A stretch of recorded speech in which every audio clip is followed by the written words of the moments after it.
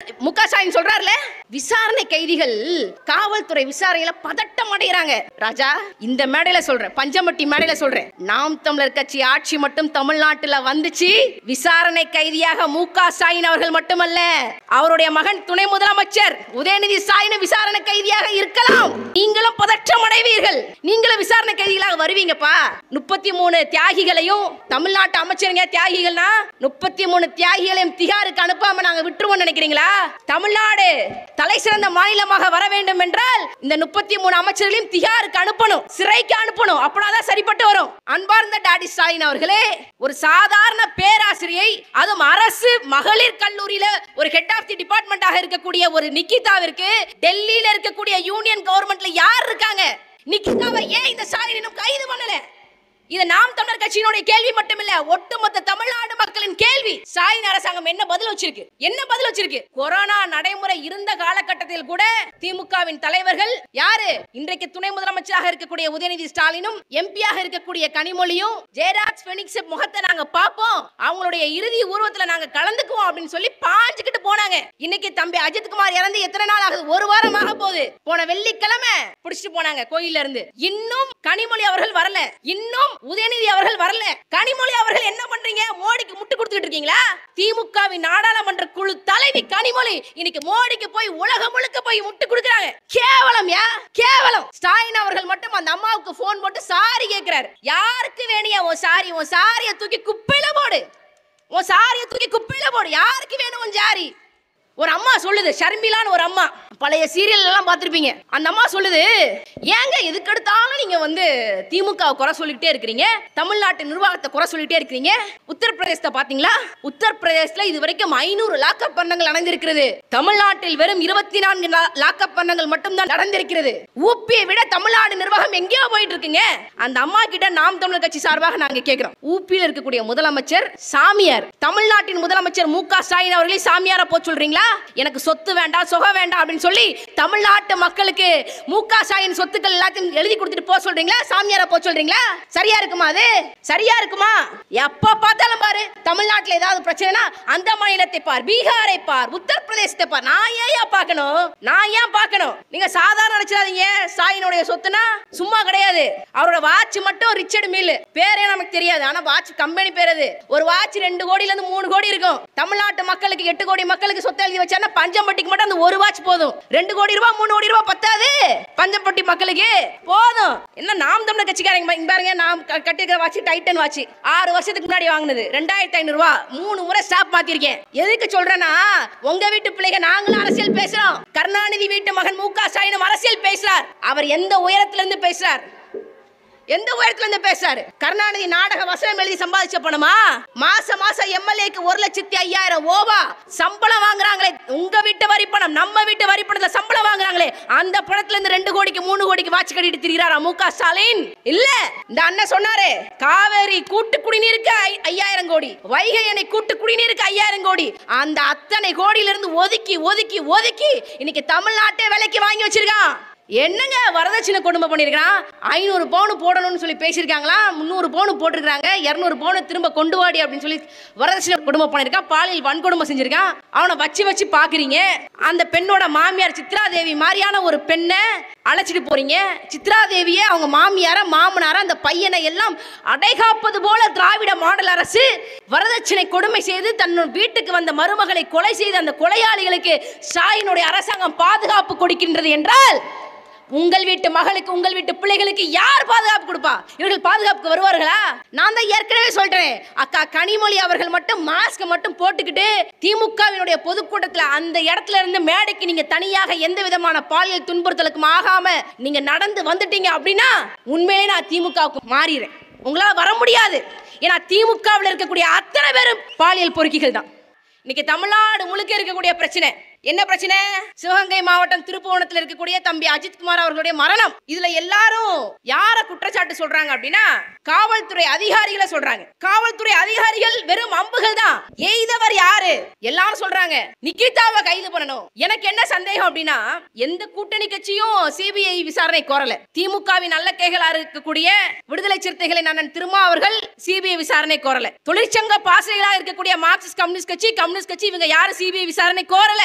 அண்ணன் மதிமுகவின் வைகோ அவர்கள் சிபிஐ விசாரணை கோரல. ஆனா சம்பந்தமே இல்லாம தமிழ்நாட்டின் முதலமைச்சர் ஸ்டாலின் அவர்கள் இந்த வழக்கை உடனடியா சிபிஐக்கு ஏன் மாத்தணும் அப்படிங்கிற ஒரு கேள்வி இருக்கு. அவர் சொன்னாரு, தம்பி அஜித்குமார் இறந்த போது விசாரணை கைதிகள் காவல்துறை விசாரணையின் போது பதட்டம் அடைகிறார்கள்.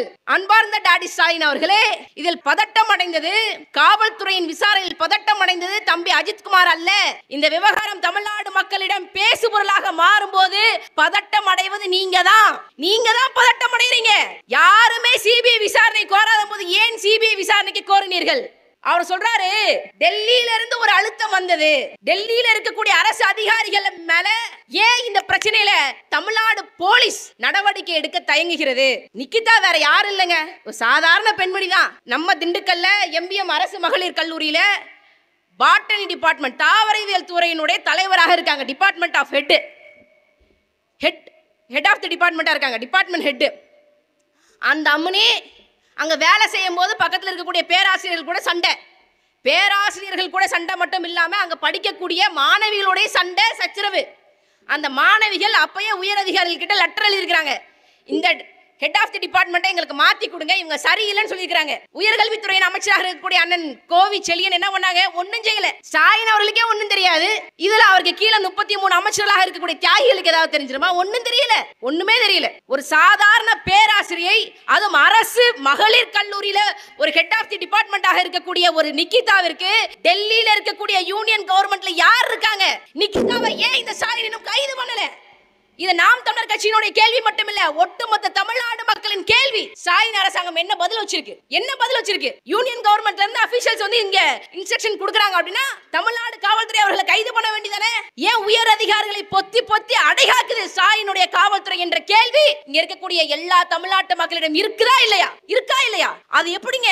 போலீஸ் யூனிஃபார்ம் கிடையாது, லாக்அப் கிடையாது, ஒண்ணும் கிடையாது, எஃப்ஐஆர் கிடையாது, ஒண்ணும் கிடையாது. ஒரு அம்மா வந்து புகார் கொடுக்கறாங்க, மேலிடத்த அழுத்தம் இருக்கு அப்படின்னா உடனே நீங்க அவங்கள புடிச்சிட்டு போய் அடின்னு அடிக்கிறீங்க. நீதிபதி சொல்றாரு, அந்த பையன் உடம்புல காயம் இல்லாத பகுதியே கிடையாது. அவனுடைய காதுல இருந்து ஆணுறுப்பு வரைக்கும் எல்லா இடத்துலயும் காயம், எல்லா இடத்துலயும் ரத்தம். இதை எப்படி பாக்குறது? இதுதான் தமிழக அரசாங்கமா? இப்படித்தான் நிர்வாகம் நடத்தணுமா? இந்த கேள்வி இருக்கா இல்லையா? இதை ஏன் சரி செய்யல? இந்த கேள்வி இருக்குல்ல. நிக்கிதா அவர்களை ஏன், அந்த அம்மா நிக்கிதா அவ்வளவு பெரிய ஆள் என்ன, நிக்கிதாவை கைது செய்தால் எங்க சிவகாசி ஜெயலட்சுமி போல இன்னும் ஒரு கதை காவல்துறையின் மானம், காவல்துறையின் வண்டவாளம் எல்லாம் தண்டவாளத்தில் ஏற்றப்படுமோ என்று ஸ்டாலின் அரசாங்கம் பயப்படுகிறது. இதுதான் காரணம். அந்த அம்மாக்கு இவ்வளவு பெரிய செல்வாக்கா? எஃப்ஐஆர் இல்லாம ஒருத்தனை அடிச்சு கொண்டுலாம். இன்னைக்கு தம்பி அஜித்குமாரோடைய கூட பிறந்த உடன் பிறந்த சகோதரன் நவீன்குமார் அரசு மருத்துவமனையில் அனுமதிக்கப்பட்டிருக்கிறாரு. உடம்பு சரியில்லை, காவல்துறை அதிகாரிகள் காலை உடைச்சிருக்காங்க. இதெல்லாம் எங்க போய் நிக்கும்னு பாருங்க. யாரோ ஒரு வீட்டுல, சிவகங்கை மாவட்டம் திருப்புவனத்தில் நடக்கிற ஒரு விஷயமாக இதை மக்கள் பார்க்க கூடாது. நாளைக்கு உங்க வீட்லயும் என் வீட்லயும் கூட இது நடக்கிறதுக்கு வாய்ப்பு இருக்கு. அதெல்லாம் சிந்திச்சு பார்க்க வேண்டாமா? அன்பார்ந்த தாய் தமிழ் சொந்தங்கள், யாரோ ஒருத்தர் வீட்டுல நடக்கிற விஷயமாக இதை பார்க்க கூடாது. நம்ம தம்பி அஜித்குமார் இங்க யோசிச்சு பாருங்க. கனிமொழி அவர்கள் அதிமுக ஆட்சியில் இந்த மாதிரி நடந்ததுன்னா ஓடி வர்றாங்க. இப்ப என்ன பண்றாங்க? கனிமொழி அவர்கள் என்ன பண்றீங்க? மோடிக்கு முட்டு கொடுத்துட்டு இருக்கீங்களா? ஆபரேஷன் சிந்தூர்னு ஒண்ணு பண்ணாங்க. பாகிஸ்தான்ல இருந்து வந்து அடிச்சிட்டு போயிட்டான் பகல்காம்ல. முன்னாடிலாம் பாகிஸ்தான்ல இருந்து தீவிரவாதிகள் வந்தாங்கன்னா இங்க இருக்கக்கூடிய ராணுவம், பாதுகாப்பு அதிகாரிகள் அவர்களை சுட்டு பிடிச்சிருவாங்க. இல்ல அவங்களை பிடிச்சி அதுக்கப்புறம் தூக்குல போடுவாங்க. அப்சல் குருவாக இருக்கட்டும், அஜ்மல் கசாபாக இருக்கட்டும், யாராக இருக்கட்டும், பாராளுமன்ற தாக்குதல் வழக்கா பிடிச்சு உள்ள போடுவாங்க, கொலை செய்வாங்க. இந்தியாவின் கூட்டு மனசாட்சி அவர்களை தூக்கிலிட சொல்கிறது என்று இந்திய அரசாங்கம் தூக்கிலிடும். அஜ்மல் கசாபா மும்பை தாக்குதலா தீவிரவாதிகள் பிடிபடுவார்கள். இந்த வட்டி ஏன் பிடிபடல? 250 கிலோமீட்டர் பாகிஸ்தான்ல இருந்து காஷ்மீருக்கு வந்து அடிச்சுட்டு தப்பிச்சு ஓடிட்டான். இன்னும் தீவிரவாதிகள் பிடிபடல. இப்படிப்பட்ட ஒரு கேவலமான ஒரு நடைமுறைக்கு பாஜகவை எதிர்ப்பேன். நாம் தமிழர் கட்சிக்கு ஓட்டு போடாத, பாஜக உள்ள வந்துரும் அப்படின்னு சொல்லி ஓட்டு பிச்சை கேட்ட திமுகவின் நாடாளுமன்ற குழு தலைவி கனிமொழி இன்னைக்கு மோடிக்கு போய் உலகம் முழுக்க போய் முட்டு கொடுக்கறாங்க. கேவலம். பாஜகவை தடுக்கணும், நாம் தமிழருக்கு ஓட்டு போடாதீங்கன்னு சொல்லி அதை நம்பி திமுகவுக்கு வாக்களித்த அனைவருக்கும் இது கேவலம். கேட்க வேணாமா? கனிமொழி அம்மையார் எங்க முட்டு கொடுத்துட்டு இருக்கிறாரா? எங்க? உலகம் முழுக்க போறாங்க, நாடா போறாங்க. நமக்கு இருக்கிற கேள்வி ஒண்ணுதான், இந்த பிரச்சனையை எப்படிங்க சரி செய்யறது? இந்த இடத்துல ஸ்டாலின் இல்ல, தமிழ்நாட்டின் முதலமைச்சராக நாம் தமிழர் கட்சியின் தலைமை ஒருங்கிணைப்பாளர் எங்கள் அண்ணன் செந்தமிழன் சீமான் அவர்கள் தமிழ்நாட்டின் முதலமைச்சராக இருந்தால் இந்த அஜித்குமார் பிரச்சனையை நாங்க எப்படி சரி செஞ்சிருப்போம். எங்க ஆட்சியில காவல்துறைக்கு காக்கி சட்டையே கிடையாது. காவல்துறைக்கு காக்கி சட்டையே கிடையாது. நாங்க சட்டையை மாத்திடுவோம். ஏன்னா காக்கியை பார்த்து பார்த்து மக்கள் காக்கினாலே விஷம் நம்பிட்டாங்க. அதனால நாம் தமிழர் கட்சியின் ஆட்சி வந்தா முதல்ல மாத்த போறது காக்கி உடையத்தான். காக்கி உடைய மாத்தி மக்கள் தன்னை நண்பன் அப்படின்னு ஏத்துக்கிற வகையில காவல்துறையை நாங்க மாத்திடுவோம். இந்த மாதிரி ஒண்ணு நடக்காது, உறுதியாக நடக்காது. நடந்தால் என்ன செய்வோம்? இப்ப இந்த மாதிரியான நிகழ்வு நடக்குது. இருக்கிற 6 காவல்துறை அதிகாரிகளுக்கும் அவருடைய காக்கி ட்ரெஸ் கழட்டிடுவோம். எப்பா நீ காக்கி வேலை பார்த்தது போது ராஜா, நீ பேசாம சிறைச்சாலைக்குள்ள வெள்ளை உடை உடுத்தி நாட்டு மக்களுக்கு நல்லது செய்ப்பா அப்படின்னு சொல்லி சட்டப்படி என்ன தண்டனை இருக்கிறதோ, சட்டப்படி என்ன நடவடிக்கை இருக்கிறதோ கட்டாயம் நாங்கள் அதை வாங்கி கொடுப்போம். அதுக்கப்புறம் என்ன நடக்கும்? ஊழல் செய்யக்கூடிய, அதிகாரத்தை துஷ்பிரயோகப்படுத்துகின்ற, அதிகாரத்தை மக்களுக்கு எதிராக செயல்படுத்தக்கூடிய அத்தனை அதிகாரிகளுக்கும், அத்தனை அரசு அதிகாரிகளுக்கும் நாம் தமிழர் கட்சி ஒன்னே ஒன்று சொல்லிக் கொள்கிறோம். லஞ்சம் வாங்கிட்டார், ஊழல் வாங்கிட்டார் அப்படின்னா அவரோட மட்டும் பிரச்சனை தீராது. அவருடைய வாரிசுகளுக்கு, அவருக்கு பிறந்த மகனுக்கோ மகளுக்கோ அரசு பள்ளியில, அரசு கல்லூரியில இடம் கிடையாது. அரசு வேலை வாய்ப்புகளை நீ அப்ளிகேஷனே போட முடியாது. நான் அரசு எங்க அப்பா ஊழல் பண்ணிட்டாருங்க, மக்கள் பணத்தை வாரி சுருட்டிட்டாருங்க, ஒரு பிறந்த சர்டிபிகேட் வாங்குறதுக்கு, பிறப்பு சான்றிதழ் வாங்குறதுக்கு, இறப்பு சான்றிதழ் வாங்குறதுக்கு 10,000 ரூபாய் காசு வாங்கிட்டாருங்க. உன்னோட மகள் அரசு பணிக்கு அப்ளை பண்ண முடியாது. அது மட்டும் இல்ல, அந்த குடும்பம் ஒட்டுமொத்தமாக அரசாங்கத்தால் கைவிடப்பட்ட குடும்பமாக அறிவிக்கப்படும். எப்படிங்க உன்னுடைய இந்த அரசு அதிகாரி லஞ்சம் வாங்கிட்டாரு, சிறைக்கு போயிறாரு, பிரிவென்ஷன் ஆஃப் கரப்ஷன் ஆக்ட்ல இவர் மேல பதியப்பட்டிருச்சு, ஒரு வழக்கு பதியப்பட்டிருக்கு, விசாரணை நடந்து கொண்டிருக்கும் போது அந்த குடும்பத்தினுடைய ரேஷன் கார்டு பறிமுதல் செய்யப்படும். ரேஷன் அட்டையில 1 கிலோ அரிசி கிடைக்காது. நீ ஊழல் செய்யணும்னு நினைக்கலாம், ஆனா உன் பிள்ளைகளுக்கு அரசு பள்ளியில, அரசு கல்லூரியில இடம் கிடைக்காது, அரசு வேலை வாய்ப்பு துளியும் கிடைக்காது, ரேஷன் கடையில போடக்கூடிய இலவச அரிசி சீனி ஒண்ணு கிடைக்காது. இந்த அரசாங்கத்தினால் கைவிடப்பட்ட குடும்பமாக மாறி விடுவீங்க. தண்டனைகள் கடுமையானதான் குற்றங்கள் குறையும். அதைத்தான் நாம் தமிழர் கட்சி நாங்க சொல்றோம். இந்த மாதிரி அஜித்குமாருக்கு ஒரு பிரச்சனையா 6 காவல்துறை அதிகாரிகள் சிறையில் போடு, உச்சபட்ச தண்டனை கொடு, கொலை, அடைத்து கொலை. ஒரு அரசாங்கமே ஒரு மக்களை எப்படிங்க கொலை செய்ய முடியும்? மக்களை பாதுகாப்பதற்காக தான் உங்களுக்கு லத்தி கொடுக்கப்பட்டிருக்கிறது, மக்களை பாதுகாப்பதற்காக தான் உங்களுக்கு துப்பாக்கி கொடுக்கப்பட்டிருக்கிறது, மக்களை பாதுகாப்பதற்காக தான் உங்களுக்கு காக்கி உடை கொடுக்கப்பட்டிருக்கிறது. அதை நீங்கள் மக்களுக்கு எதிராகவே பயன்படுத்துவது அதிகாரத்தை துஷ்பிரயோகம் பண்ணுவதற்கு சமம். அதனால நீங்க காக்கி சட்டை போட வேணாம் ராஜா, நீங்க வெள்ளை சட்டை போட்டு சீருடையாக, வெள்ளை சட்டை சீருடை அணிந்து சிறையில் இருங்க என்று அனுப்பிச்சு வச்சிருவோம். இந்த ஆட்சி வேணுமா? இல்ல கொலை செஞ்சு போட்டு அந்த கொலையாளி அஜித்குமாரோடைய அம்மா கிட்ட போனை பார்த்து ஐ எம் வெரி சாரிமா, எந்த ஆட்சி வேணும்? எந்த ஆட்சி வேணும்? ஊழலுக்கு எதிரான ஆட்சி வேணுமா? இல்ல ஊழல் செய்கின்ற முக ஸ்டாலின் ஆட்சி வேணுமா? நன்மை செய்கின்ற நாம் தமிழர் கட்சியின் ஆட்சி வேணுமா? இல்ல தீமை செய்கின்ற திமுகவின் ஆட்சி வேண்டுமா என்பதை என் அன்பார்ந்த தாய் தமிழ் சொந்தங்கள் சிந்திச்சு பார்த்து வாக்களிக்கணும். இதுவரைக்கும் வாக்களித்து விட்டீர்கள், திமுக தான் வரும், திமுக தான் வரும் என்று. திமுக இல்லைன்னா அதிமுக வரும். இதுவரைக்கும் திமுக ஆட்சியில் மட்டும் 24 பேர் லாக்அப் டெத்து. அண்ணன் முக ஸ்டாலின் சொல்றாருல, விசாரணை கைதிகள் காவல்துறை விசாரணையில பதட்டம் அடைகிறாங்க. ராஜா இந்த மேடையில சொல்றேன், பஞ்சமட்டி மேடையில சொல்றேன், நாம் தமிழர் கட்சி ஆட்சி மட்டும் தமிழ்நாட்டில் வந்துச்சு, விசாரணை கைதியாக முக ஸ்டாலின் அவர்கள் மட்டுமல்ல, அவருடைய மகன் துணை முதலமைச்சர் உதயநிதி ஸ்டாலின் விசாரணை கைதியாக இருக்கலாம். உங்களுக்கும் பதற்றம் வரும், நீங்களும் பதற்றம் அடைவீர்கள். நாங்கள் லத்தியை பயன்படுத்த மாட்டோம்ப்பா, நாங்கள் மூளையை பயன்படுத்துவோம். கூலிப்படை இல்லை, லத்தியை பயன்படுத்தி, பிளாஸ்டிக் பைப்பை பயன்படுத்தி, மரக்கட்டையை பயன்படுத்தி அடிப்பதற்கு அண்ணன் செந்தமிழன் சீமான் அவருடைய காவல் படை கூலிப்படை இல்ல, உண்மையிலேயே புத்தியை பயன்படுத்துவாங்க. அடிக்காம உதைக்காம உங்களிடம் இந்த குற்றவாளியிடம் இருந்து எப்படி துப்ப தொலைக்கணும் என்கின்ற அறிவுபட்ச காவல் படை அண்ணன் செந்தமிழன் சீமான் அவருடைய காவல் படையில இருக்கும், உறுதியா இருக்கும். நீங்களும் விசாரணை கைதிகளாக வருவீங்கப்பா.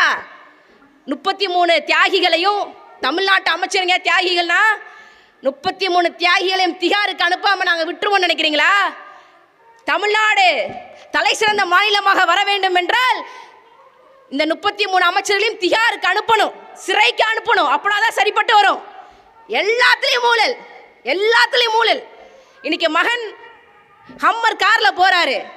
முதலமைச்சர் ஸ்டாலின் அவர்களுடைய மருமகன் சபரீசன், அவருக்கு எவ்வளவு சொத்து இருக்குன்னு அவருக்கே தெரியாது. அம்மையார் கனிமொழி தமிழ்நாடு முழுக்க பினாமிகளின் பேர்ல சொத்துக்கள் வாங்கி போட்டு துபாய் போறாங்க, ஜப்பான் போறாங்க. இதெல்லாம் சும்மா விட்டுருவோம் நினைச்சிட்டீங்களா? சும்மா விட்டுருவோம் நினைச்சீங்களா? நாம் தமிழர் கட்சியின் ஆட்சியில நீங்க சிந்திச்சு பாருங்க. ஒரு முறை எங்க கிட்ட வாய்ப்பு கொடுங்க, வாய்ப்பு கொடுங்க. எல்லாத்துக்கிட்டே இருந்து காசை எப்படி வாங்குறோம் மட்டும் பாருங்க, எப்படி வாங்குறோம் மட்டும் பாருங்க. எல்லாம் நம்ம கிட்ட இருந்து போனதுங்க. நம்மளுடைய திட்டங்கள் மூலமாக வரி வருமானத்தில் லஞ்சம் அடித்து ஊழல் செய்து சேர்த்த பணம் விட்டுருவோமா? விட்டுலாமா?